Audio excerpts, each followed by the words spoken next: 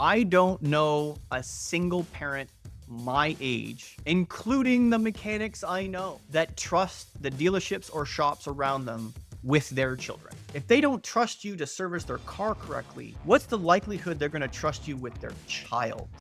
Welcome to the One Gang Worldwide podcast, your ultimate ride into the world of motorcycles.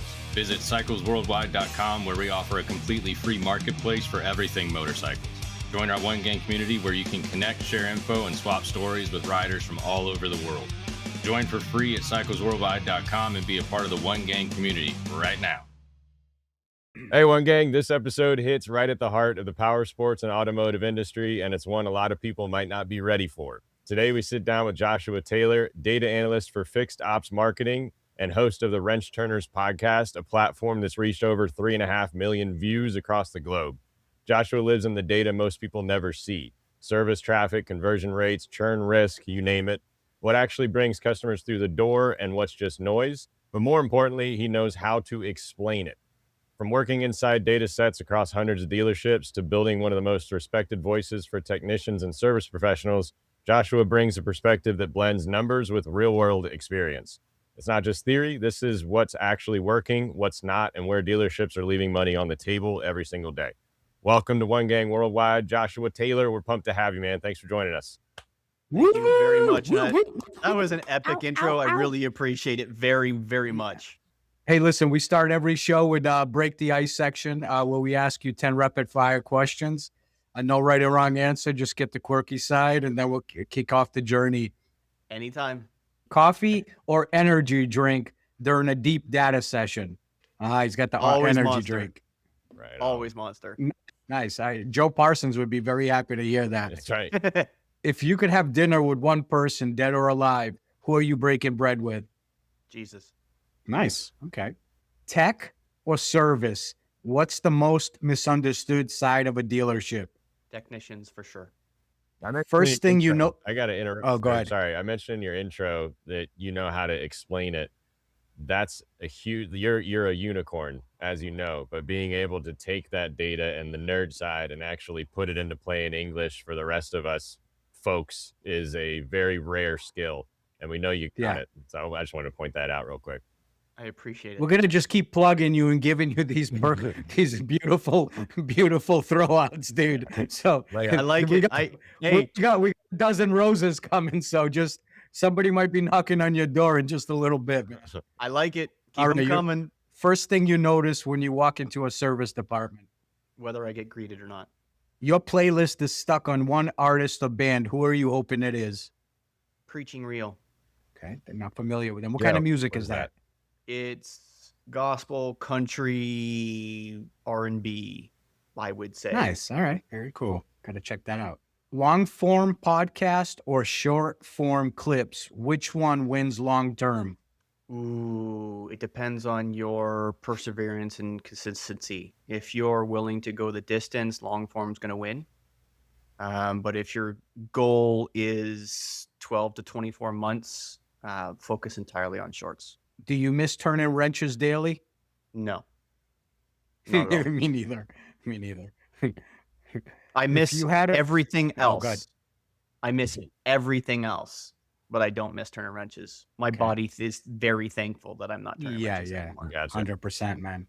100%. Most of the old mechanics, man, they got serious arthritis, man, in their hands from all that shit.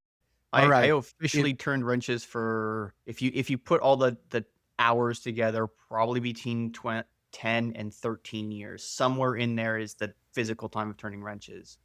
I'm now 42 and I have arthritis in both of my thumbs. Pretty bad. You do, huh? Gosh, man. Yeah. I had guys working for me that were 45 years in the industry turning wrenches. It's amazing. Blew me away. I mean, they were cooked, but it's as far as that, you couldn't do anything. But all right, next one. If you had to run a dealership tomorrow, what department would you fix first? Parts. One thing techs wish management understood. Them. Great answer. It's a great answer, man. Great answer. All right, last one. Sure. Build me your dream garage. One car or truck and one motorcycle. One. You're making me pick one. One car, a truck, and one motorcycle. 70 CUDA Ooh, Nice. and probably a brand new Ducati Multistrada RS. cool. Okay. What color on the CUDA?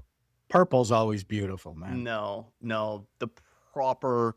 Now I forget the literal name of it, but it's the lime green. Yeah, The yeah. lime green one. Yeah. I'm pretty sure I have That's it. that's the rarest, right? Yeah, That's like the on your rarest. logo. Yeah. All right, man. You That's cool. survived the break the ice round. Now we get to get into the meat of it. Who else has There's, said a CUDA? Has anybody said? You've had a lot of episodes. No. Has anybody else said a CUDA? Nobody said a CUDA. Nobody. Yep, Nope. you're first, man. And you're a Mopar guy, so I like you already, man. It was raised Mopar. I'll die Mopar. Hey, me too, man. As only your close friends know the real way to pronounce your name, Joshua Talor. Take us back. Where did you grow up? What kind of kid were you before any of this took place? What were you into? So okay, let's see if we can keep. You can talk about the cult days. It's okay. We're gonna talk about the cult days. Okay, we'll talk about the cult days too. We'll get into that. I have technically a cult period, so we'll get into that. Maybe we'll skate. All right, sounds maybe we'll not. Born and raised in the area where I live currently. So I was born in Collingwood. Quick factoid, which is 30 years later, my son was born in the room next to the one I was by the nurse that was in the room when I was born. So that's a cool fun fact. So I was born in Collingwood, raised in this area, Collingwood, Sega Beach, Stainer, Ontario, Canada. I grew up with my parents divorced when I was 2. I was raised mostly by my grandfather. He was the chief of police of the town through most of my formative years. He had a heart attack when I was young. I was probably 8, 9, 10, somewhere in there. Ended up with a quadruple bypass. Man, he got out of. I'm talking about him a little bit. He got out of being a police chief. He retired from being a police chief. Ended up being on town council for like a dozen years. I helped him with that. All through that time, he taught me how to work. He taught me how to wrench. He taught me how to do. We would pull the carb off Big Red, which was a 88, which I think it was an 88, maybe even 86. I don't know, somewhere old. You're talking about the big red Dodge trucks? Those Dodge big red Chevy coming up the side. Oh, the Chevy. Okay. It was a big. He was a Mopar guy, but he got a deal on it. So my grandfather, not one to stifle a deal, would always took the deal. So it was a single cab, long box, 2500 Chevy, square body. He and I put the blue light on top. He and I put the plow on it. He and I put we took the box off and put a wood bed on the back. And I learned, well, that was much later, but I learned how to drive on that truck. So I was maybe 2, 3, 4, somewhere in there, and I was standing on the bench seat between his legs. And I was driving, plowing. We would take from what I understand, because there's pictures of it. I haven't seen the pictures, but apparently there's pictures of it of me standing on that bench seat plowing and having a good time. So he taught me how to drive stick. Yeah, I wish I can. He's been gone a long time, and my grandmother just passed away last year. So it's been. Sorry, man. He taught me to drive. He taught me to work. He taught me to fix. He taught me a lot of things. So the irony here is I was born in 83. In October of that year, a month before I was born, they closed down the family dealership. So my great-grandfather, John Sheffer, started a Plymouth dealership in 1930. I want to say 1936, something like that. And he had 5 boys. So my grandfather and 4 brothers. They kept the dealership going after his death, which I don't remember when it is, but they shut down the dealership which was just a service shop in October of 23 or October of 83. The irony is they had no idea what they were unfortunately closing down. The opportunity of me being able to work in that place would have been epic. Right. The flip side is there's no way for my grandfather as the chief of police to be able to run also a full-time dealership and be chief at the same time. So, and of course, unfortunately, his brothers were either retired because his eldest brother was significantly older than him. Really? So my great uncle John was like 20 something years older than my grandfather. Wow. Jeez. Yeah, it was a big swath difference. A big gap. Yep. And he passed away in the late 90s. So, and he was old in the late 90s. So he wasn't able to even carry on in the shop. So, and the other brothers also, my grandfather wasn't the youngest, but was almost the youngest. Anyway, they shut down the shop because they physically couldn't, they couldn't keep it running and so on and so forth. And obviously in early 80s, hard times and recession and so on and so forth. So it made sense to close it down for him to focus on being the chief of police. So fast forward, I learned a lot from him. And that went into, I like cars, RC cars. We went and we bought an RC car and we fixed it together and we learned how to do that. Somewhere in there, my mom got remarried and we moved out of that house and into our own, and we still did lots of stuff together, but continued to grow, continued to learn about doing wrenching stuff. It was just fixing stuff with him, right? Just fixing him with all the time. So we bought a CRX that I was supposed to fix, and it rotted out before I got a chance to fix it. And I bought a 240 SX, and it rotted out before I got a chance to really do anything with it. And I had a Sunfire, and it blew up several times. It's been I've had, I think the car that I'm driving now, which was my wife's Sonata. So we bought a brand new 2015 Sonata in 2015. I'm still driving it 10 years later. I think it's technically the 32nd car I've owned. I blow them up or they rot out. Right. Pretty much the case in point across the board. You don't have a garage in back of your place that where you can stick. I do. I got a nice garage. I got 600 square feet insulated with a wood stove. I'm good to go out back. It's just they don't last long enough for that way. So Gotcha. Fixing stuff was just always a thing. So I ended up trying to be a rebel, and instead of going to university, I went to college for programming for 3/4 of a year, dropped out. I was full-time dairy manager at the time. And then I decided I wanted to be a mechanic. So my grandfather helped me get into, which was his best friend's dealership, and Mr. Sly's dealership, which was called? It's still Blue Mountain Chrysler here in Collingwood. So a CDAGR store. And I started there pushing a broom, 2003 professionally. So I was doing some stuff. Like I found some friends who had shops, and I was helping them out here or there or whatever while I was kind of going to college and kind of working full time at the grocery store. But in 2003, I officially, professionally, we'll call it, even though it's a lube tech. That's when my journey started.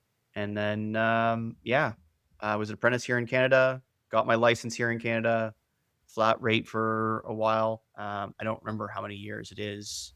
Got the opportunity to come off the bench. So the service manager that left the store I was at and then said, "Hey, do you want to be service advisor? You're going to make more money than you're making right now as a tech." Okay. What type of dealerships were you working at? So I spent the first 3 years at a CGR store, then 2 years at a Toyota store. And then I went to the city effectively working for a CGR store, working for another CGR store. In there's a body shop for a very short period of time, which I hated. Then I came off the bench to the CDGR store to be an advisor for 2-ish years. Got an opportunity, somehow wiggled my way into Ben. So I was tower and warranty administrator at head office for Mercedes-Benz in Canada at the flagship store in Midtown.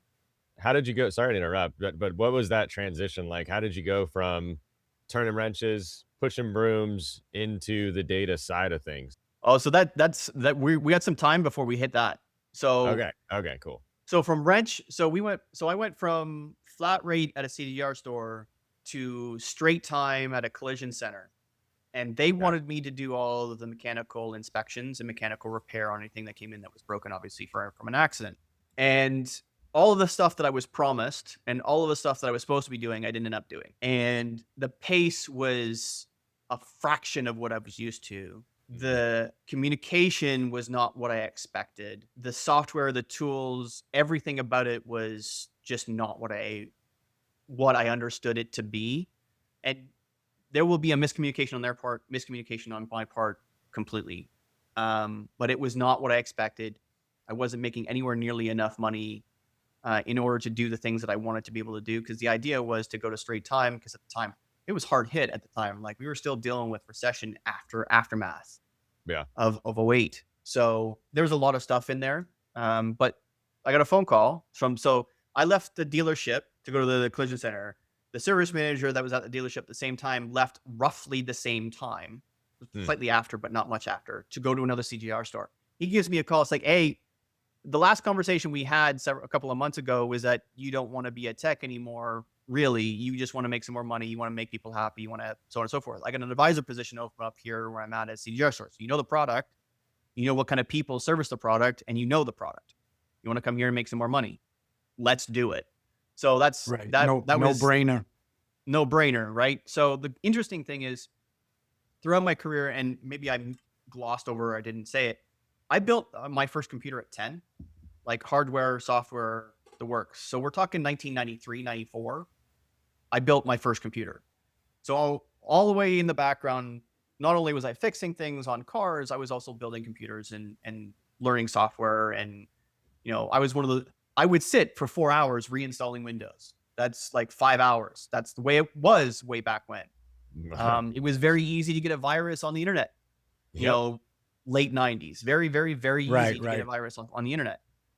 You didn't have to be doing shady stuff on the internet to get a virus. So it was a regular thing, like computer crash. Okay, wipe it, reload it. It was a thing. So I get onto the service drive. I start doing things like I was a tech. So while a tech, I always tracked everything, spreadsheeted everything, like how many hours I would run in a week, how many hours I build in a week, what jobs I would do, how many old changes and things like that. Unfortunately, that was lost. I wish I still had that, but I digress. I spreadsheeted everything. So when I went to the service drive, I started spreadsheeting everything as well. So when I started learning back then, it was still ADP, not CDK. And ADP, I would run reports every day. How many work orders did I touch today as a service advisor? What was my average hours RO per work order? And da da da da da da. I would. Was that just your personality, or was there like a driver behind that? Well, I knew that as a technician, the more I tracked the stuff that I did well, and the Cool. more I Yeah. asked for the stuff that I did well on, the more I would do well. And it was just Right. just a basic comprehension of that statistics. If you use statistics to your advantage, you're going to win more.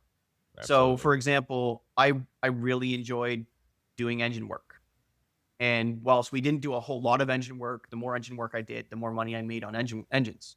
That same principle I talk to technicians and have been telling technicians for years now. Find the stuff that you're good at and do more of that. Or find what everybody else isn't good at and do lots of that. Because nobody else wants to do it. You end up doing the stuff that nobody else wants to do. It means there's always work. So Yeah. one or the other. The flip side is also true. If you know what you're not good at, you know where you need to have areas to improve. And the data will tell you a very good understanding of what are the things that you're good at, and what are the things you're not good at for the most part. Mhm. If you listen to that, you will also understand that it's not, I have to do all of these things to be better. No.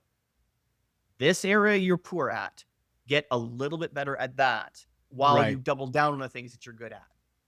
Yep. So it was just a kind of a transition of things. I always spreadsheeted. I spreadsheeted everything I've done for most of my life in some kind of fashion.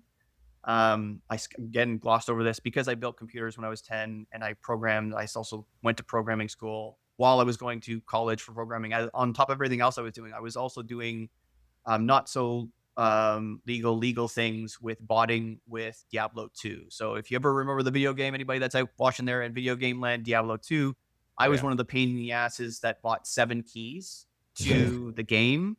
Uh-huh. And I had 7 different iterations of the bot running through Diablo 2, You creating and monster. finding gems. I So I thought I recognized your face, man. I seen it in the grocery store. Wanted. I thought I realized who You're you a were, man. monster. Yeah. but I spreadsheeted all of that. Like I spreadsheeted everything I found. I spreadsheeted everything that I sold because at the time, and I think it was 99 to 2000, somewhere in there, like I sold $3,500 worth of stuff that didn't exist. Right? I'm selling items in a game. It's literally Yeah. code on a screen, like Matrix style. I'm selling that to a human being that's paying me money. So Right. It's crazy. unfortunately I got so obsessed with that it was literally, I wasn't sleeping. I would go like 3 days without sleep. So Man. unfortunately, all at the same time, I got too obsessed. So I did the cold turkey thing and I snapped my disc. So Way to be it self-aware. was literally overnight, just stop. So fast forward, Right. because I spreadsheet everything. I spreadsheet everything as a tech. I spreadsheet everything as a service advisor. And then I just carried that forward as a fixed ops writer at a Mitsu store. I spreadsheeted everything. As a GM at a collision center, I started spreadsheeting everything. Any way that I can get to a DMS and I can start pulling data, I can see the things that I do well, my team does well, I spreadsheet it. Find the stuff where everybody does well and find the stuff where people aren't doing too well. You coach them on the stuff they aren't doing well and you give them more of the stuff they do well. And it's just as progressed. So once I became a GM, I thought I knew everything. This is the young man's ego. So I Of started Just Work course. Hard Consulting in January 1st of 2018. And I got fired later that year in August. The story being that I wasn't good with leading a team. So even though I could prove in the data just how awesome I was with the team, but I digress. And I won't go into the politics of that because he's trying to do right by his business and his family, but that is what it Gotcha. is. So I got Cool. humbled again. I started after that.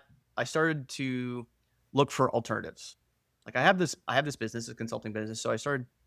How do I get more of the things that I want to do? How do I do? Because at that time I was also doing lots of content. I was posting Instagram. I was learning content type thing because that's really had started. Started watching Gary Vee and things of that nature. 2016, Uh-huh. 2017, 2018, somewhere in there. Started making content. And of course, 2018, 2019, I knew everything, Right. but I didn't have followers. I wasn't getting money from it. So I did the Gary Vee thing. I found somebody who was doing what I wanted to do in the space that I know and said, hey, can I work for you for free? And he said yes, eventually. So I ended up working for a marketer who does digital marketing and ads for automotive dealerships. And at the time, he was posting 10 to 15 times a day across just about every platform, garnering leads and intelligence for his business and generating sales for his business and talking about automotive, talking about Facebook marketing for sales side. He wasn't really doing anything with service at the time, but he was doing marketing. He was doing digital marketing. He was doing content and automotive, which is effectively what I wanted to be doing. So Mhm. I did that for a while. So I learned a lot about Facebook marketing, even though that's 6 years ago now, 6 years ago. I learned a lot, and a lot of it's still true. Now, some of that's now transitioning 2026 and forwards. A lot of it, how you market, Yeah. how you target. Some of those things are now transitioning, especially with AI analytics and so on and so forth. But Yeah. the basics are true. Human psychology Right. hasn't changed. Right. So that's where I learned that. And then COVID happened somewhere in there. So I was also trying to build now because I was doing that as much as I was doing that, but I was also trying to build my own business. I was building my business. So by Can I cut you off for one sec, Joshua? shoot. When you say you were building your business, are you talking about fixed ops marketing? So I work for fixed ops marketing now. No, Just Work Hard Consulting is my business. Gotcha. So it's the Okay, got it. consulting business. Your bike turns heads. Your gear should too. Milwaukee Motorcycle Clothing Company has classic leathers and bold new designs you won't find anywhere else. Shop top brands plus exclusive MMCC originals. Right now, our listeners get 20% off their entire order with promo code CW20. Visit MilwaukeeMotorcycleClothing.com today. So, and this is the trend. I like being vulnerable. I have not truly been as successful as I'd like to be, like not even close. And it's taken me a lot of years to realize that. And we'll get to that. I'm trying to be as detailed because it sounded like you guys want to be detailed, and I'm being detailed. You're So, right on. Yeah, you're right on the money. We're just trying to make sure we're so tracking right. 2020 happens. I have 3 signed, not yet paid, but signed clients for my consulting business. And I say goodbye to the marketer because I'm going to go on my own. I now have 3 clients. They're going to pay me enough that covers my bills just like he was. So I can now move forward and double down on that. Now I can spend all the time that I was working for him on myself, build my own, da da da da da. So of course, March happens. All 3 businesses ghost me. I have no job. I have no income. I'm a wantrepreneur. I have no idea what to do with myself. I did what any man should do is none of my household could work. I went back to work working nights at the grocery store until I could find something that would pay me again. Humbled yet again. So humbled yet again.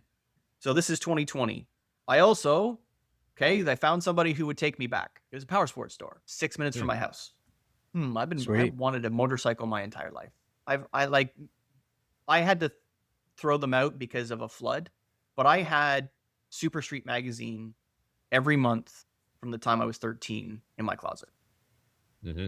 Every month since the time I was 13. Man. I've always wanted a motorcycle. I've always wanted to ride a motorcycle. What's the best way to get a motorcycle? Well, go work on them. Mm-hmm. Go work on them.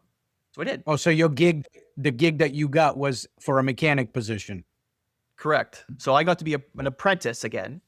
After nearly 20 years, I got to be humbled as an apprentice again under a guy who's been fixing motorcycles and ATVs and such for 40 years. And I got to learn a little bit about power sports.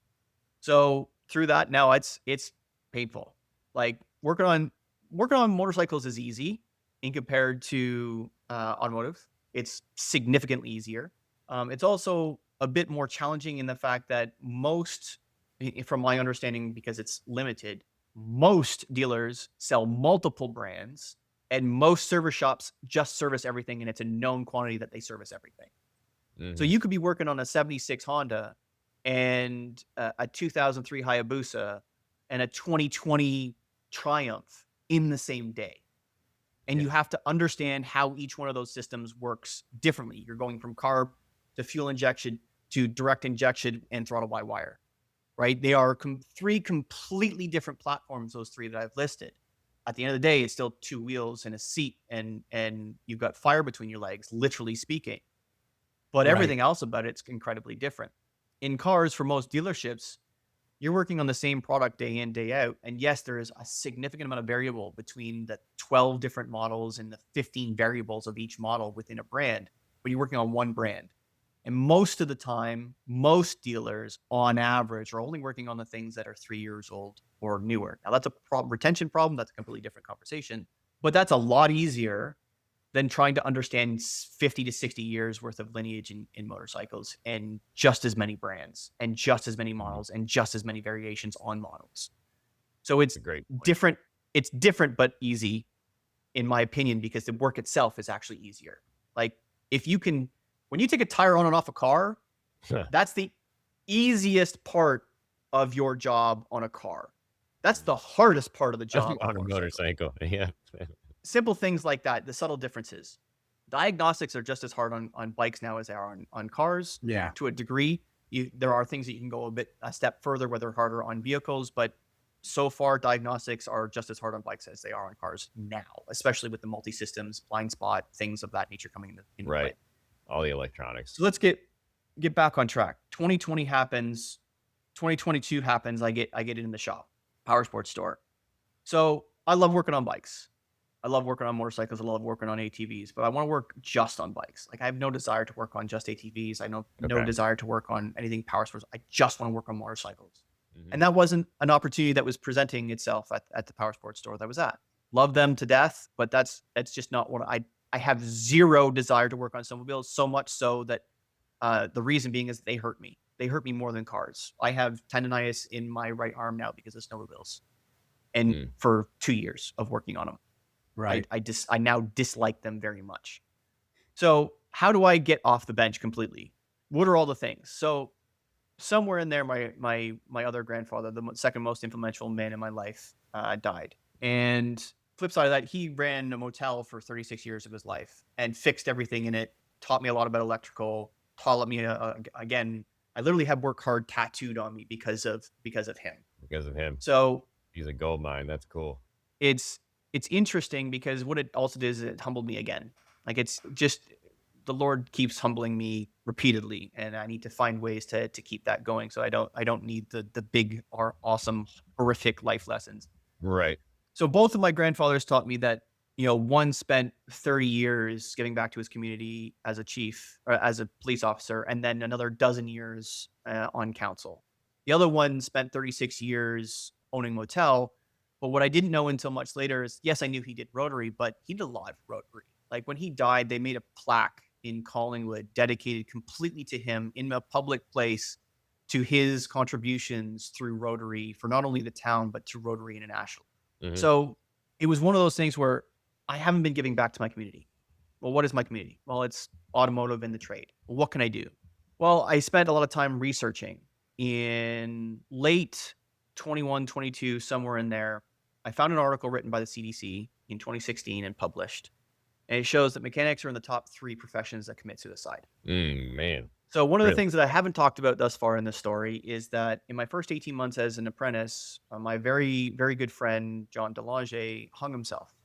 He was an apprentice with me. He was one of the 5 apprentices at the time at the first CDJR store.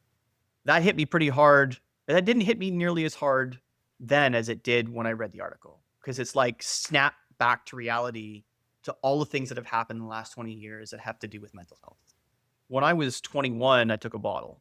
Thankfully, I had, probably the Lord probably going, what the hell are you doing? Right. And thankfully I made myself throw up. And then Man. thankfully I had somebody watch me for 48 hours to make sure I was good. I didn't need to go to the hospital, but Well, Mm. yeah. Can I ask you a question? You said you took the bottle. What did you do? Did you drink too much, or did you oh take no, pills? The it pills. was a extra large bottle of Advil. Gotcha. Oh, no shit. Extra large, it was the 500 count bottle of Advil. And at this point, you already have a son. No, it was back when I was 21. So Oh, this is okay, got it, 20 plus years ago. got it. So just like themed of, okay, that John happened. I happened at 21. This happened. And 21 was only like a year or two after John DeLange. And then over my career, I've had, while on the bench or in my automotive knowledge, 3 men in my life that were mechanics have committed suicide. So all of that happened. And then I read the article, and then I started Wrench podcast. And the theme behind it, and it continues to be 4 years later, is helping technicians live happier, healthier, more productive lives. So everything that I've done since that point is to learn more, help more as much as I possibly can. So there are Mhm. lots of things that I've learned along the way. And it spawned the podcast because it was a way for me to get people to tell their story, much like we're talking about now, that I'm going in great Right. detail. And it wasn't initially meant to be business. It was meant to just to be stories. Gotcha. It was my way to get back to the community. And I've learned now with like over 100 interviews, I've asked the same 4 questions. What got you into the trade? What was your first year like? What was your story thus far? And what's your one piece of advice to help a technician live happier, healthier, more productive lives? The interesting Mhm. thing is that last question, like the precursor, the first 3 questions, much more like this in some fashion, but that gives you context to the individual. But that piece of advice is almost always something similar. It's all mental health related in some Mhm. capacity. Get to the gym has been a really, really big one. Really, really, really big one. Going to therapy, finding someone that can be your mentor, that can hold you accountable. Those are common recurring themes, just one of many. But like I said, I've got 100 plus interviews of people giving that kind of advice.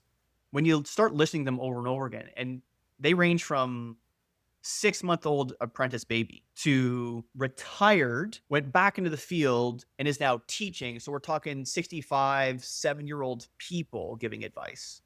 And all of them have been in service in some capacity for the most part. I think there's only a couple that haven't worked in service at all, but those Mhm. were also contextual people because they were relevant. For example, the therapist that I had on the show has never worked in automotive ever, but he's a therapist. And one of his key pieces of advice was A, see a therapist, but B, take care of yourself before you can Yep. go to work, because you're not taking care of yourself, your work is going to suffer. 100%. So obviously the podcast doesn't pay the bills, and obviously I wanted to come off the bench. So I found it was an introduction made actually by the digital marketer that I originally worked for a couple of years prior. Gave me an introduction to Rick and Russell, who own Fixed Ops Marketing, who sell basically website and digital marketing for dealerships, but specifically for the service department. So I'm very kind of, I know Facebook, I know advertising, digital marketing to a degree. I know data. I understand the automotive industry because I've lived it. I've worked in the dealerships, and more specifically, I'm actively we'll call it a veteran of service, because I've done everything you can do in service, as well as be around body shops. So I'm kind of like a perfect fit for this business to look at data and to tell stories around data and service. So Mhm. and that's where I am today.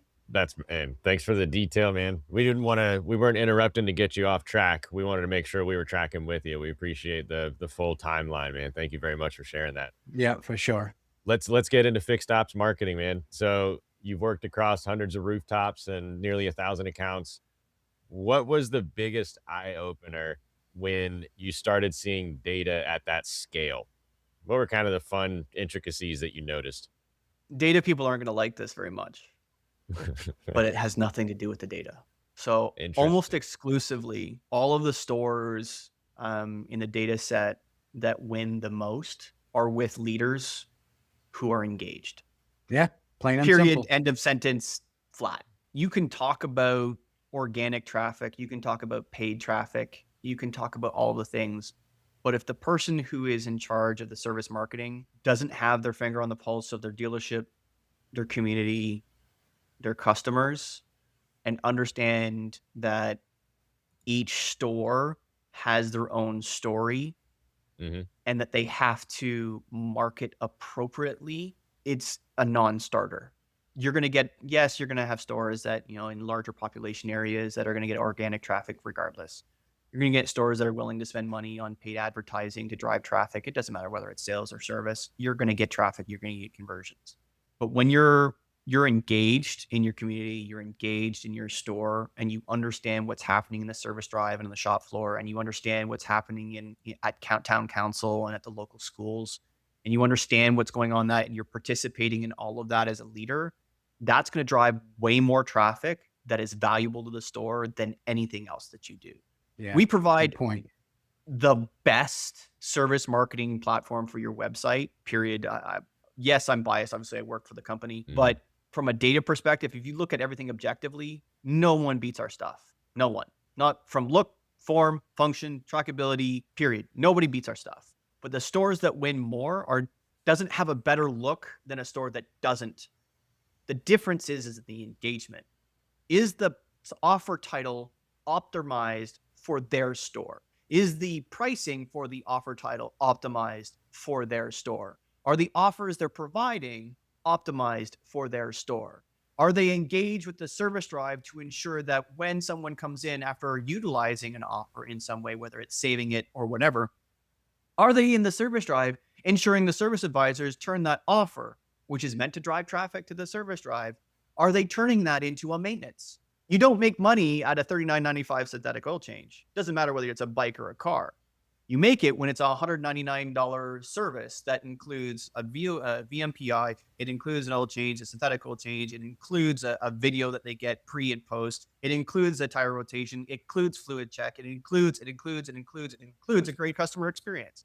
Are they ensuring that happens? And if it's not, are they coaching to make that happen? Joshua, let me ask you this before you get too far ahead, because this question kind of relates to what you're talking about. Early on, what surprised you most about the dealerships, actually how they were operating versus how they think they're operating? So in the early sales calls, when I was part of the sales team, also doing data stuff, but mostly part of the sales team, they all said the same thing. Every service manager or shall we say ignorant GM, and I don't mean ignorant in a negative way, just ignorant to service, because they didn't grow up in service. It was all sales. They don't really have a mind for service. And service managers who don't really understand the business because they were a high performing service advisor more often than not. They don't understand the service business, and they really don't understand the shop. They're saying, oh, we want more traffic. Oh, we want more conversions. Oh, we want more people in the drive. But when an intelligent person asks them, okay, what's your current hours per work order? Okay, what do you want it to be? Okay, what have you done up to this point to make that change? And if is the answer, you immediately know that you're probably not going to be super successful in that store. Right. And for the most part, stores that are unwilling to take the advice of the team that supports them. So we have a really awesome, great CSM team. So the customer service team that manages each account. We have, like I said, we've had almost 1,000 accounts in the last 6 years, right? So we have a lot of data that supports all of the decisions and all of the word tracks and all of the offers that we suggest for every store. And we have pricing by brand and offer that converts the best. When service managers know, I don't agree with that, we're just going to leave it at this price. You've had experience. I don't want to put down a service manager or a GM's experience. They've got 10, 15, maybe even 20 or 30 years in the business. Awesome. If you go on the current trend of use, which is every person in the industry right now changes jobs every 24 months, let's assume that is the case. And let's assume that service manager has been in the industry for 20 years. And let's assume that GM's been in the industry for 20 years. Well, that's 10 stores each. 10. And more than likely, they stuck with the same relative brand. They probably stuck with CDJR most of their life. Maybe they went to an import store for a while and went back to CDJR, or vice versa. They have experience with 10 stores, maybe 2 brands for their entire career for 20 years. We have nearly 1,000 stores worth of data. It doesn't matter whether the CSM has been on a year on the desk or not. They have access to 1,000 stores worth of data. We want you to succeed. We're not telling you things to make ourselves feel good. We're telling you things so that you can win. When service managers and GMs don't listen and don't have a logical pathway to success to win, or they've not tried anything different than they're proposing, that's the biggest red flag of failure. Yeah, for sure. The flip side is when you have a service manager or a general manager that comes to us to say, okay, we've done marketing for service before. It didn't work. These are the things that we did. These are the things that were on our website. These are the things that we did on our service drive. We did these mailers and so on and so forth. What can you tell us about what you do that's different to help us win? When you have someone who asks that kind of articulated data-based experience question, and then they sit there and shut up and listen, the likelihood that we win with them is through the moon. Through the moon. And we can prove that with data because those same stores and those same service managers and general managers are the ones that provide testimonials. And it doesn't have to be a big store. It doesn't have to be a store doing, 2, 3, 4,000 ROs a month. The stores are doing like 1,000, 1,200 ROs a month. Like that's not a huge store. That's a nice small to medium sized store that's very manageable by one service manager, one parts manager, one general manager. They have a team of probably somewhere between 10 and 20 technicians. They probably have apprentices. They probably have a porter. They probably have 4 advisors. That's probably the aggregate average dealership in America for the most part. Mm-hmm. When those kinds of stores can win because they ask intelligent questions and then listen to the responses, it's like, okay, they can even disagree. This is the best part. This is the best part here. They can disagree. It's like, okay, we've done it this way for a long time. We want to change subtly, but we want to stick to this way for this period of time with your product. But in 90 days, we're going to look at the results. And if the results are going up, we're going to leave it as. If the results are going down, we're going to try it your way. That comes right back to the thing I said. The most important thing is how engaged and intelligent the leader is. Because at the end of the day, if you are just listening to your feelings and what you think is going to work, that's hope. Hope is not a business strategy.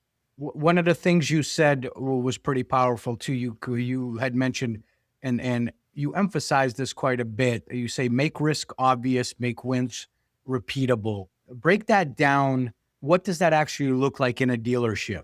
Let's say we'll take technicians, for example. So quite often you just look at the hours at the end of the week or the end, or even an end of a pay period for a technician. And many service managers will not take into account morale. Huge. So the challenge, and I know this is not necessarily specifically to the question, but I'm going to get there and see if I can get this succinctly because nobody's asked that question before, so I don't know how to respond to it, to be honest. Huh. When you look at the spreadsheets and the reporting for technicians, and you only look at 2 weeks, you're only getting a snapshot. Right. If you look at the quarter, you're going to get a much better benchmark of what each individual person can do. When you look at that quarter and then you break it down by category, every service manager should look at their data for their technicians in a couple of different ways that usually they don't. Like, for example, how many engine-related diagnostics or repairs does a technician do? How many transmission-related diagnostics and repairs do they do? How many powertrain-based? How many? Like, there's about 7 or 8 different categories, depending on the brand, that they need to break things down about across 90 days, so your quarter, and do it for each technician. When you see highs, depending on how you see highs and lows between that, and you see the worked hours versus the billed hours, you can then literally dissect that technician from a data standpoint. Mm-hmm. So that's something that almost no service manager does. When you break it down that granularly and you start seeing the areas that they don't perform well, ask yourself, is that them or is that me? Most of the time it's going to be you as the leader, because you as a leader can go, okay, if I've done it across 2 or 3 quarters now, if this last 3 quarters or 2 quarters, this person has underperformed on transmissions, let me go to their diagnostic and the repair part of their training. Is it up or is it down? Down. That's on me, the leader. I'm not holding them accountable to training. Get them to training. Get them to every possible transmission training you can possibly get them to in the next 3 to 6 months. And then give them the 3 to 6 months to do the training. And on the third quarter after that, review the times again. Is transmissions back up? Or is it where it's supposed to be? Did anything else decrease because they're doing more transmission work? No? Awesome. You did your job as a leader. Awesome. You're coaching. You're holding people accountable. You're holding yourself accountable. Awesome. Going to the making risk obvious. That's your risk as a leader, as a business. Your business is failing because you've got technician, that particular one technician. Now you can do it across all of them. That one technician is failing. And what happens when that technician is failing? Every time they get a transmission job, they're not trained. They don't want to do it. They have no morale, and so forth. So what happens next? Well, statistically, if you look at I'm forgetting the articulated acronym for psychologists in America. Somebody will be able to preface that. You might even be able to find that. But it's statistical. When you have somebody who is a negative mindset, so negative morale, transmissions, when you have negative morale, it negatively affects the immediate people around them by 20% productivity. It's a proven statistical, psychological fact. If you have a negative person in the middle. That's huge. Right. 20%. So, I can't believe they've actually defined it. Right. It's 20%. So here's the really hard thing as a leader to understand. You want to know what the positive delta is? To get positive. So if you have positive people in the shop, they affect the people around them 5% in productivity. So it takes 5 positive people to overcome the delta of 1 negative person. That's like that's Google crazy. Reviews, man. That's insane. It makes sense. That's pure productivity. So when you take that into account, so getting to your wins part, making them repeatable, as a leader, what are the things that we did for that one technician about transmissions? The leader holding themselves accountable to making sure that they're holding the technician accountable to training. So you're now affecting the shop morale. So instead of bringing everybody down because of one person, you're bringing the whole team up because of one person. Yep. From pure productivity, we're flat rate. This is flat rate, boys and girls. This is flat rate. Everything is about time and productivity. If you are not touching a car and being productive on the car, you are not making money. You ain't getting paid. You aren't getting paid. And it means the dealership's not making any money. And we know that gross per hour, gross per tech, gross per work order is kind of a shining example of how well our business is doing. And every minute that they are down on themselves, instead of working on a car, none of us are making money. Yeah. Again, 100%. It comes back to engaged leader. That's right. Yeah. Good call. That's a great answer. Dude, Joshua, here's a fun one. What are dealerships consistently getting wrong when it comes to service growth, and where are most service departments leaking money without realizing it? Well, bias is fixed ops marketing, so your service marketing. Marketing in general, to be completely honest, from a 30,000 foot view and down, there are very few dealers who are doing and following what is existing in the current marketplace in terms of marketing. So there's a very intelligent piece of content that was published a couple of years back, and it was this very intelligent woman posting. I think it was originally on Instagram, and she literally went through the story. So I'm going to get this wrong because I'm not nearly as articulate and capable and memory as she is, and this is going back a bit. But the concept is, it's a story about an elephant for a business, and the concept is, if you paid someone to bring an elephant carrying your sign into an area, that's advertising. If you paid a person to talk with the elephant, that's PR. And if you designed everything, that's marketing. So there's like 7 or 8 different steps that are inside of that. If you drew a circle, that on the outside edge is marketing, and everything inside it is what marketing is. You've got PR, you've got advertising, you've got campaigns, and you've got all of those different things. Marketing is a very, very, very big scope. From my point of view, my limited point of view, and I'm going to preface that, my limited point of view, when you are only looking at ads to generate leads for your sales, but only the sales part of your business, you are not doing marketing. You are doing sales advertising, lead gen only. And then they say, oh, well, we're on social. No, you're not. You're posting the same ads on Facebook as content on Facebook. Or you're saying, happy birthday, happy work anniversary, happy holiday, whatever it is. And or you're also posting hostage photos. That's about it. People buy, important word, buy. People buy from people they know, like, and trust. Seeing holidays, seeing work anniversaries, seeing hostage photos doesn't help me trust you like you want to buy from you. And you're only doing it from a sales perspective. You have 4 profit centers. You have new, used, parts, and service, right? And that doesn't even technically go into the fact that wholesale parts I believe to be different than parts. Is parts is is parts to me is the people who literally sell to the dealership. They either sell to service or they sell to new or used car in some capacity. That's parts. Wholesale parts is parts that sells to anybody that's outside the store. So whether it's small shops, wholesale fleets, governments, whatever, that's wholesale parts to me. So I technically look at it as 5. When you look at the dealership as a whole, it's the same thing as marketing. The dealership is the dealership, but it makes up several parts. Marketing is marketing, but it makes up several parts. If you are only doing one part of marketing, you're not doing marketing, you're doing ads for sales. So the thing that they're missing the most is looking at marketing as an entire media center. And I've had this recently told to me, we are not, or we could not be, or this company should not be, or how you're looking. They should not be a media company. To me, speaking to Gary Vee, who's been doing it for decades now, every company is a media company. The reason why every company is a media company is the only way to attract people is to publish things about you and your company to make people want to buy from you. In order to do that, you need to make content. And to go to the millennial version, so actually Zennial version, because I think I'm Zennial over here.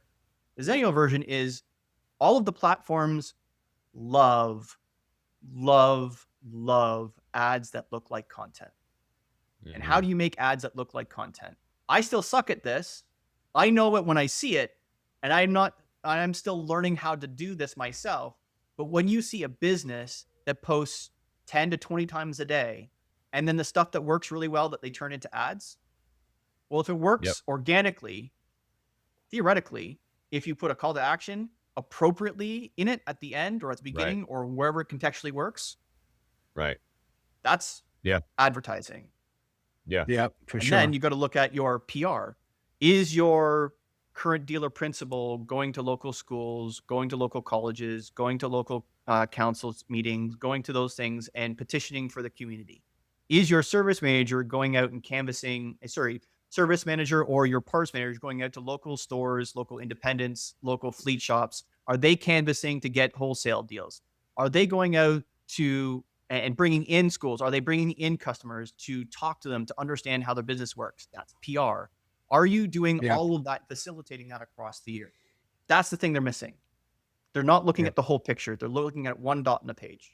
Well, let's get into the topic that brought you and I together, and that's the humongous shortage of technicians coming up through the pipelines. The industry itself is really suffering with that. There's a lot of long time of drop off your motorcycle, and you can pick it up in 2 weeks, which is killing customers who, at this point in time, invest $20,000-$30,000 into a piece of machine. They bring it in for, let's say, a software download or whatever the case may be, and that bike is in that shop because they don't have enough time to get to it, or whatever the case may be. What have you seen? I know you have and do a lot of things on your podcast regarding this issue. Let's get into why, and then let's get into how we can fix it. So let's get into the why. Why do we have such a shortage of technicians or people wanting to come up and get into a trade like this that obviously has a humongous need and humongous potential? Well, I think I've said this before, and I'll make sure I'll put a period at the end of it. It's summarized by one word, and it's trust. It doesn't matter what line of thinking you have about the shortage. It doesn't matter what pathway you think you need to go down or you think is the right answer. At the end of the day, it always comes back to trust. And the reason I think it's trust is because it comes back to my personal experience, kind of highlights it. My grandfather taught me to fix things. My grandfather trusted his friend enough to get me a job at a dealership as a mechanic. I don't know a single parent my age, including the mechanics I know, that trust the dealerships or shops around them with their children. Wow. That's a great point. Damn. So think about that at scale. If you Yeah, have a population of roughly 440 million between Canada and the US, and let's say 90% of them don't trust the shop that they service at for their car, if they don't trust you to service their car correctly, what's the likelihood they're going to trust you with their child? Yeah. And more importantly, their child's future. Because a parent's job is to ensure the child is raised right, is well fed, is healthy, is knowledgeable, and capable of taking care of themselves once they leave the house. If they can't trust you to fix your car, they're sure is not going to trust you with their child for their future. Right. So until we get parent trust back in their children, we are never going to fix the shortage. And how are we going to do that? School. Shops have left school for the last 25 to 30 years. Yes, sir. Shop. Yes, sir. Your elementary schools need to start having a shop. Your high schools need to get the shop back. And your colleges need to have a dedicated trade campus. Not a corner. They need to have a dedicated part of the campus. You need to be able to fix boats, bikes, RVs, cars, trucks, heavy diesel, and if you're big enough, planes and helicopters. Put them all in one giant building, put them all together. Because when you fix stuff, it doesn't matter what you fix. But you want to know that you want to love fixing what you fix. So if you can go around and you're seeing more and more kids that actually do go down this trade, go towards the diesel or the airplane world. They're not going into the automotive. They're not going into the power sports industry. They're going into where it pays the best because they've got a better opportunity in the diesel field. They got a better opportunity in the airplane world to make more money. It's completely understandable. I mean, you see, you and I have both seen guys that have worked in the same place we have and left to go to diesel or to go somewhere else to the next level because their salary just went up almost double to what they were making there. I mean, it makes sense. So my opinion on that is also exactly what you said. Obviously, trust. That's an excellent point that you pointed out. I'm also thinking the fact that, I agree with you 100%. It's got to start with the schools. But problem with our country is we're not making enough investment into vocational type work anymore, right? Everything is computers, college, but not all of these kids are college material, man. And that's the problem. And we're not teaching them the trades that we need to get them into because, plumbers and electricians and these guys do all right, man, when they have their own stuff. So excellent point with that. Thank you for covering that. I appreciate that. They do more than and you all can right. give examples. I think you can give examples. Like one of the interesting things that comes up regularly is automotive to HD. I don't like that one as much for a couple of different reasons. I'm going to leave that to the side for the time being. My brother in love is Marshall Sheldon. He can talk about that a lot more eloquently than I can. But a good comparison to understand is welding. So especially up here in Canada, especially in Alberta, welding is a big deal. And even if it's not in Alberta, welding here in Ontario, even though it's not pipeline, is still a big deal. And I'll give you an example because I know somebody. So he was a flat rate tech, CDJR, and he had just closed business, shall we say, in a good way to go to a new shop. And he was getting $55 an hour flat rate. Big money here in Canada. That's big money here in Canada. 3 months later, he left $55 an hour to make $50 an hour hourly welding. Not because he wasn't making good hours at the Chrysler store, but because the $50 an hour welding was an apprenticeship. Right. I'm going to say that again. $50 an hour was an apprentice. Now, he got the job because for the last 20 years, he's been welding in his garage, and he was pretty decent at it. Wasn't professional, but pretty decent at it. And one of the things that I've come to understand about welders is that there's people who weld, and then there's people who are welders. Artists. Absolutely. And that is the difference between pay. So if he does what he says he's going to do, and the company does what they say they're going to do, and he upskills at the extent that he did in the trade as a mechanic, the next gig, once he's a licensed welder, is $120 an hour plus per diem. How long would it have taken? There isn't a mechanic in that prior no role? No point. Mm-hmm. We're talking the 10th of the top percent that make that kind of money as a mechanic. Yeah. The 10th of the top percent make that money. Mm-hmm. top 20% of welders make that. The top 1% of welders make 500K. Right. Because they're doing the crazy stuff. But it's underwater stuff, all that crazy stuff. Yeah. I knew I had a buddy, he was doing underwater welding for oil company. Holy smokes. He would disappear for like 3-4 months at a time, and he'd come back and he'd make $100,000.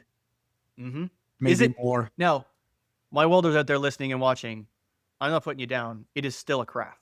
Absolutely. By no means am I want to put that down. But you do not even remotely need to know even a fraction of the stuff that a mechanic needs to know to be proficient. Not a professional, proficient. They don't need to know a fraction. And whilst a truck and a welder on the back is not a cheap endeavor, that's a business expense. And you get to write off everything. Technicians don't. Not even close. Just tools, right? Technicians, just tools, basically. And training. The top technicians that I know are paying for their own training outside. So the really awesome shops are paying for all the training. It doesn't matter what it is. They're paying for all of it. It's like, do you want training? Okay. We get to keep you, right? Yes. You have to pay me more. Okay. Don't care. Get to keep you, right? Yes. Pay for training. Pay for this. Pay for this. Pay for this. Keep them. Okay. Now they're making $65 an hour flat rate. Doesn't matter. They fix 3,000 hours, 3,600 hours a year. The amount of throughput that kind of technician can do is, it's like it would end up being a void in the P&L every month, losing that kind of technician. Yep. And the top shops are like, this is what we got to pay to keep them here and keep them happy and keep them working, keep them productive. Okay, what do we got to do? Send them the training, send them the training, send them training. The ones that don't, technicians that are paying for their own training end up jumping ship to find to a shop that will. But they're paying for their own training as well as the tools, as well as the toolbox, as well as everything else. Right? I know technicians that are paying for the scan tools, paying for the toolbox, paying for the tools, paying for the extra training, paying for webinars, paying for all of these things, and they're making really good money because of it. But they're not going to be there for long because they have to pay for everything. That's right. Yeah. That really separates the good from the great. And that's when you're talking about shortage, like, what are you paying for as a shop? Like, what are you holding the biggest thing, again, this is leadership engagement. What are you holding yourself accountable to? Like, as a leader, what are you holding yourself accountable to? Are you making sure everybody is trained? Yes. Are you making sure everybody's morale is good? Yes. Are you making sure the culture of your shop is conducive to the positive customer experience? Yes. Are you looking at the data that supports all those things? So instead of it going on a gut reaction or a feeling, you're actually going, okay, we did this the last 3 months. This is the effect from a data standpoint. Makes sense. It's trending upwards. We affected this. This was the result. Awesome. If you're not, it's just by feel. And parked by feel ends up in damage. That makes point. Man, I love the welding community. Their online presence is one of the most notorious and hilarious ones ever. It's an ongoing joke. Everyone knows you can't post a video of yourself welding without having a 35-year-old welder come on who's been welding for 50 years, and he tells you how you're doing it wrong. It's I love it, man. Hey, so the same is true of the mechanic industry, though. You post a video of you fixing something, and there's at least a dozen people saying you're fixing it wrong. Like, exactly. That's why, even though I'm a licensed tech, I'm a licensed automotive technician. I've been fixing things for a long time. I'm technically still an apprentice motorcycle mechanic. I've fixed a whole lot of stuff. I've fixed forklifts. I've fixed electric things. I've fixed motorcycles, ATVs, boats, RVs, heavy duty diesel. I've fixed Vipers and Aston Martins. I've fixed Neons. I've fixed a lot of things. But if you watch me fix something, do your own due diligence. I am not the be all end all. Please go do your own due diligence. Yeah. So this is a bit of that humble pie. No. Most of the time I preface things like, watch me be stupid. Yes. Yeah. That's a smart preface. Hey, we had another cool conversation with an analyst yesterday who's in the highway safety side of things. And we were talking about how far Powersports is behind and automotive. And from your insight and from your perspective, how far behind is the Powersports industry when it comes to actually using their data the right way? Light years. Light years. So well, why do you say that? I worked at a shop that used the memo version of Outlook as work orders. Oh my gosh. Wow. It was a small mom and pop? It's 20, like, God bless them. They're making it. They've got a successful business, but they had to literally look up names of clients in a filing drawer to pull out the paper copy of a work order, and they don't write work order numbers from they have the financial thing that I can't remember what they use, whether it was Zero or whatever it is, but they use Zero as their accounting software. So I got accounting software that does an invoice, but it's not attached to the work order. It's attached with a staple. So there's Right. absolutely no tracking of efficiency, Anything. Yeah. anything, because the amazing. technicians, we weren't flat rate, and nor were we compensated on any production. So they were just looking for, okay, you worked for 6 hours today. Did we bill 6 hours today? That was it. And it was day to day. So from my understanding, after having conversations with motorcycle mechanics now, especially going to school and talking to them, that's normal. Man. At least here in Canada, it's normal. And when you walk into, like even there's dealerships here in Canada, in Ontario, when you walk in and service has computers and you ask them like, what DMS are you using? Huh? DMS? What's a DMS? What's a Yeah. dealership management software? You're a dealership, yes? Oh yeah, we sell all kinds of different things. We got Ducati and we got this and we got this and we got this. So you've got a dealer management software that manages all of your sales inventory, your parts inventory, your service inventory, how many work orders you have open. Oh, no, we don't do that. Wow. They have something like that for sales. Like when you walk, we're not even talking like, it's no longer mom and pop shops that I'm talking about. Like I know a dealership that sells 7 different brands, including Ducati, that doesn't use anything outside of spreadsheets. It generates a new spreadsheet. They could theoretically track it in some capacity, but I really don't know how. But they generate basically a new spreadsheet for each work order. And they monitor the things that are open based on what tabs open in the spreadsheet. That resistance to change is so frustrating from an outside perspective because they don't realize how many man hours they would save. Yeah, you don't want to spend $500 a year on a DMS, whatever the pricing is, but you don't You realize want that more than $500 I know, a I'm year. just putting out a Unfortunately, random so- number, but you don't realize you're saving thousands and thousands of man hours a year. That's crazy. So the cool thing is, and this is where fundamentally I think part of the problem is, you're talking about a lot of money here. So in terms of the automotive industry, it's just been a standard thing for the most part for the last 3 decades. DMS has just been a thing for 3 decades. Good, bad, or otherwise, whether you like Reynolds and CDK, whether it was ADP or not, doesn't matter. It's a transactional business. That's why it's more of a transactional business compared to the power sports. And it's volume, right? You're going to, a small Correct, it's store is going to volume. do 40 to 50 cars a month. and they're 100, yep. New and used. And they're going to do, 20 to 30 cars a day in service. Right. The volume They sell is needs, not wants, and that's what correct. it is. So to a degree, there's something there, but because of that, the major DMS suppliers have become very full of themselves and haven't really created a space that is conducive to a smaller volume industry like power sports. So I think with the advent of AI, and I think with a lot of very courageous and very legally adept people using AI, somebody's going to create something that is very, very, very cost sensitive to the power sports industry.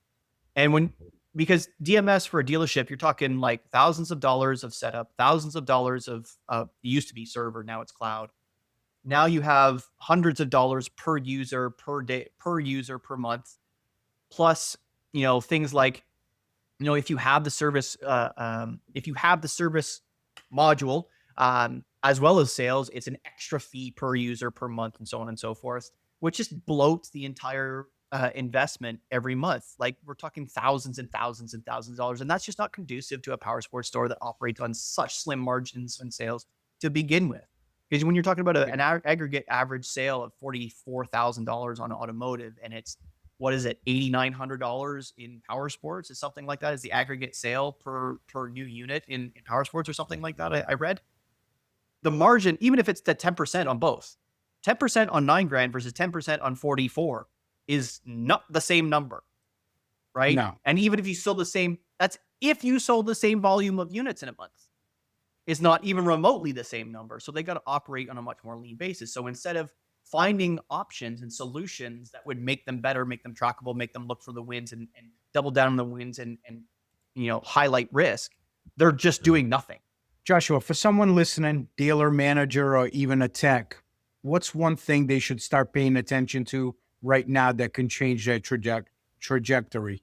Spend 10 times more time with all of your staff than you're doing now. I'll give you a piece from so I started a bit of coaching, so to speak, with regards to soccer. My son's on his third year of rep level soccer, and the coach of his specific team, so the U13B, is also the owner of the club, brand new club. He's got like 25 years of coaching under his belt. But not only is it 25 years of coaching, he has like national level coaching accreditation. Mm-hmm. And in order to get there, he's gone through tens of thousands of dollars of coach to coach training. Mm-hmm. And one very simple tidbit that he said probably about a month ago is, you have no idea what the life of your player is outside of practice. Absolutely. So that phrase, you have no idea what the life is like of your technicians, of your service advisors, of your parts people, of your salespeople outside of work. If you do know a lot about their life outside of life, probably shouldn't be working for you, because they're a chronic overshare and there is something fundamentally wrong that may not be a great person to have on the team.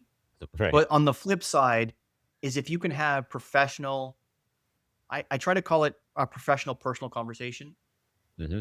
Obviously, there are HR standards and solutions and legalities and things of that nature that you got to be careful for as a leader. But if you can tactically, legally, and professionally have conversations on a regular basis with the people that work for you, you're going to accelerate your business way more than anything else.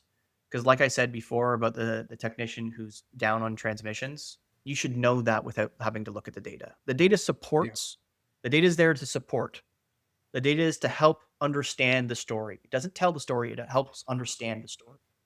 Having those one-to-ones with your staff as best as humanly possible is going to give you far more ammunition to be successful than probably anything else that you can do in your business.